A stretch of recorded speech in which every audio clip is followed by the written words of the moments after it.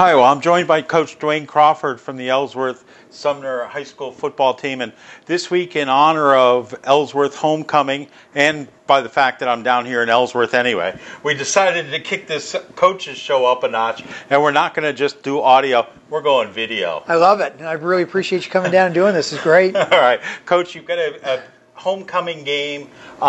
Let's first of all talk about homecoming. There's so much going on. For the first time ever, Ellsworth High School is doing a parade tomorrow morning. Tomorrow morning, yeah. It's we were talking to the kids last night, and homecoming up until 4 years ago didn't exist. I mean, football brought homecoming to Ellsworth, and it's nice to see that now that after 4 years of it just being football, now it's everything. And it's great for school spirit, and we've got the parade with all the teams marching in the parade and the band, and so it's nice. It's great that it's taken hold. It's a community event, and matter of fact, from what I've seen, they're encouraging alumni to ride on one of the floats. Oh yeah, I haven't heard that part, and unfortunately football team didn't have a chance to do a float, but we'll all be walking there. So. Well, that starts tomorrow at 9:30. It's leaving from Angelo's Pizza.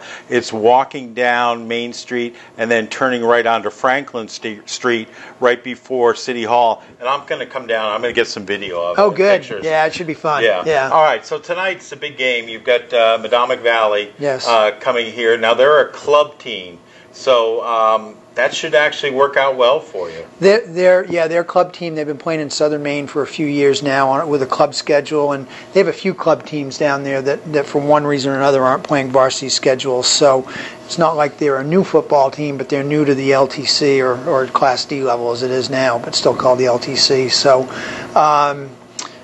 we've had a great week of practice. I'm looking for a win tonight. There's no reason why we can't win a number of games this year, as long as we stay healthy. We're real thin at every position.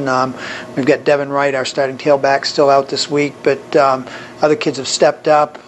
We've made some adjustments, and I'm looking forward to the game. I can't wait till kickoff. All right, you're in short sleeves. You're not going short sleeves tonight, are you? No, I got the hoodie and the jacket waiting. I'm going to say, it's going to be in the low 40s tonight. They're talking frost down here in Ellsworth. Yeah. I mean, I can't imagine anybody going out in shorts or short sleeves No, tonight. that's not going to happen. I turned the pellet stove on this morning. I admit that.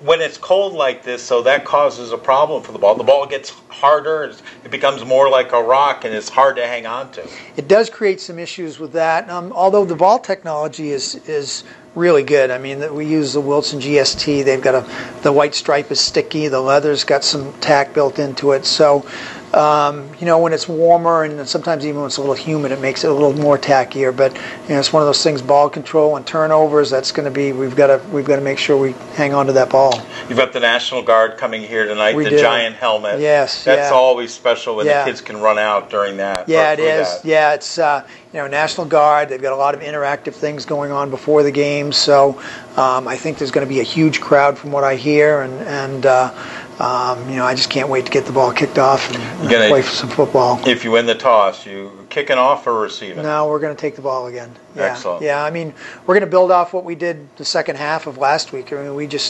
we ran the ball down the field, 200 plus yards worth, and they couldn't stop us, and we're just going to follow that recipe again tonight. So you hope to get that early lead and build that confidence, and then, boy, what are you going to do? I mean, you've heard teams ringing the bell. What are you going to do when you get the first victory?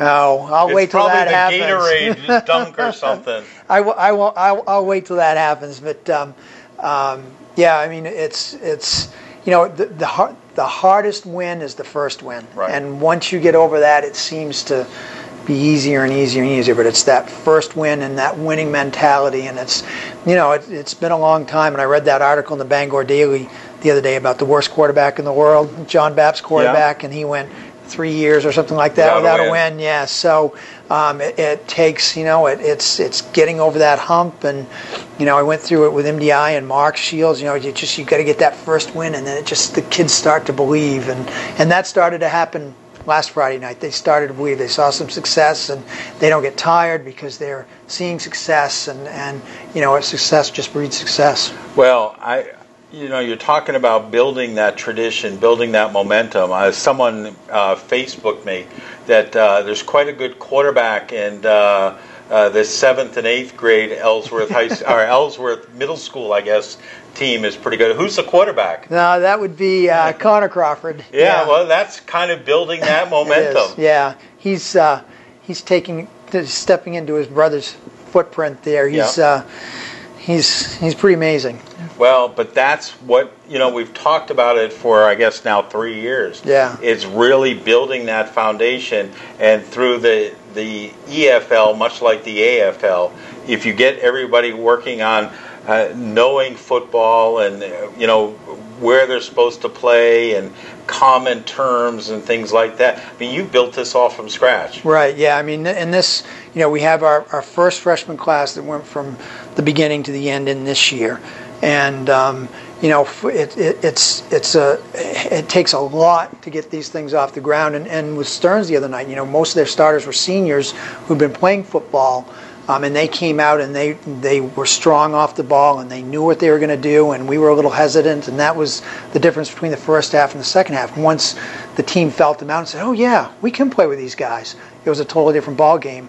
So it's getting that experience, which we still are thin at. And I know I've sounded like a broken record for the past 3 years now, but once we get 3 classes that have been through the program into the varsity ranks, then we're going to be in really good shape. All right. Well, best of luck tonight. Thanks. All right. Thanks, Chris. Okay.